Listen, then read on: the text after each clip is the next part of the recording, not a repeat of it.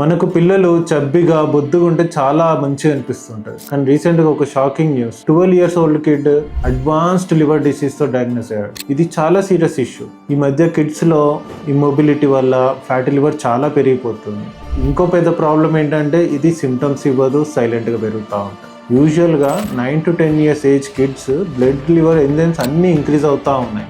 అన్ట్రీటెడ్గా ఉంటే మాత్రం ఫ్యూచర్లో డయాబెటీస్ రిస్క్ పెరిగి లివర్ స్కారింగ్ వచ్చే ఛాన్సెస్ ఉన్నాయి.